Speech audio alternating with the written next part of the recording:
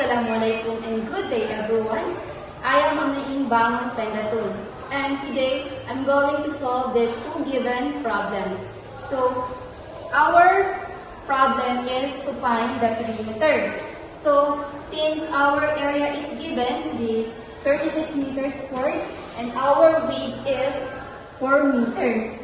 So before mahanap natin yung perimeter is kailangan muna natin hanapin yung length. So to do that is we must use the formula. So A equal to length times width.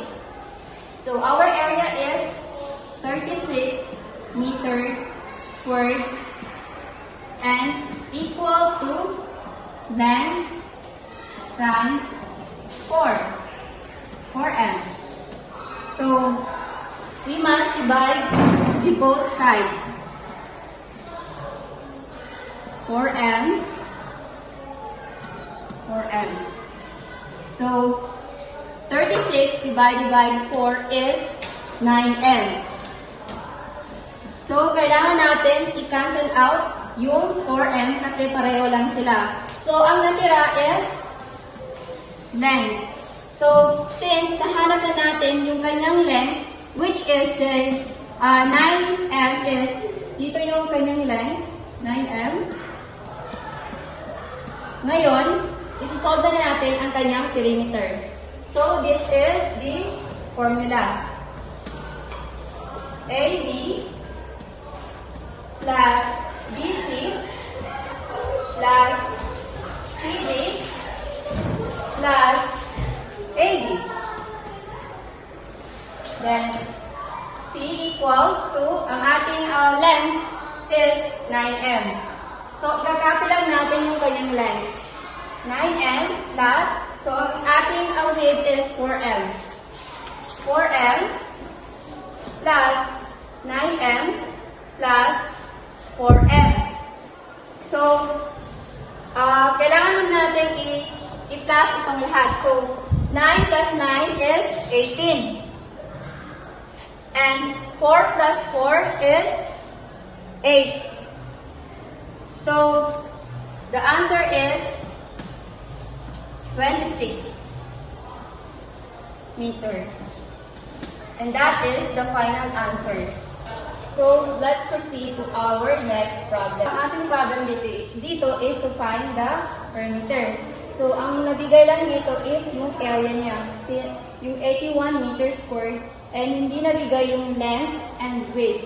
So, to solve this is, we must use the formula.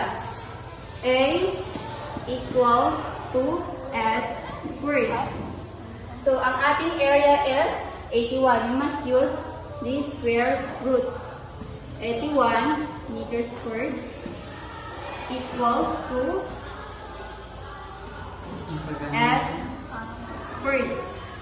So, the square root of 81 is 9. 9. Why? Because 9 times 9 is equal to 81. And then, ika-cancel out lang natin yung squared. Then, ibababa natin yung. And now, hahanapin na natin ang kanyang perimeter. So, this is the formula.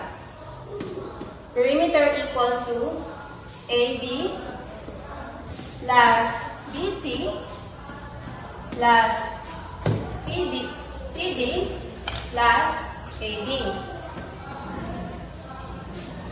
So, ikakopy lang natin yung kanyang length. Then, 9m plus 9m plus 9m plus 9m is equal to 36 meter. And that is the final answer. Thank you. I hope you learned. Once again, I am Amain Bangon Pendatun.